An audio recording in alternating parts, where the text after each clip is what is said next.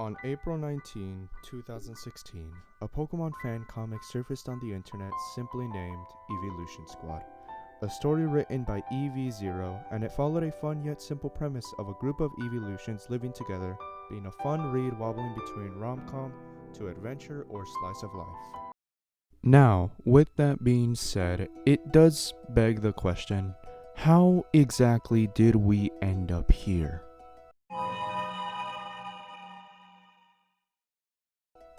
Well, I'm sure you know that the lore of this story is about as complex as any stories could be. And that's why I'm here today. As today we are going to go over all of the lore in Eeveelution Squad. However long that may take.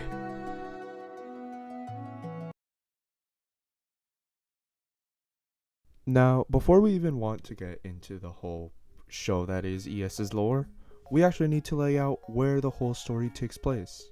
So, we need to get into the location, the world, and where this story is set. So, dear viewer, get ready for an expedition dump.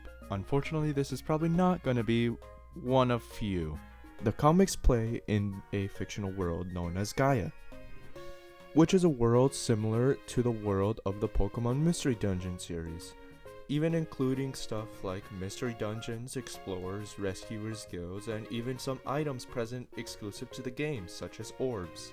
With that being said, however, that doesn't mean that the world is identical to the Pokemon Mystery Dungeon world, which is something I can totally relate to. Here's a totally shameless plug to my story. As the world consists of 5 main continents: the Sunbelt, Windstorm, Waterline, Myth, and Grassland continent. The Grassland is mostly the important one, as the story plays out 80% of the time there. Another very important thing about the Grassland is the fact that they aren't part of a unified league of alliance called the Happy, which I can't really say that I'm sure what the abbreviation stands for. But what I can tell you is that it is the exception among every other continent, as it is the only one not included in the Happy, which is again gonna be important later.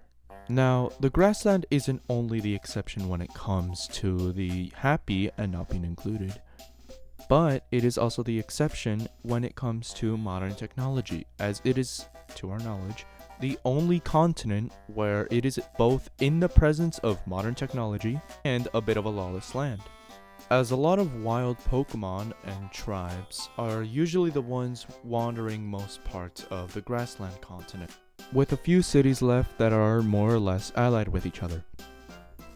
During the story, there are a couple major cities that we will be seeing, known as Terra Town, Sunny Town, which is later renamed to Plasma Town, and Alpha Island. The story mainly plays in the vicinity of Sunny Town. Now, with all that being said, there is one last thing we have to go over before we can start actually getting into the story. However, this part is going to be very briefly touched on now, and very heavily touched on later. That being the timelines, one of the most confusing aspects of this entire comic.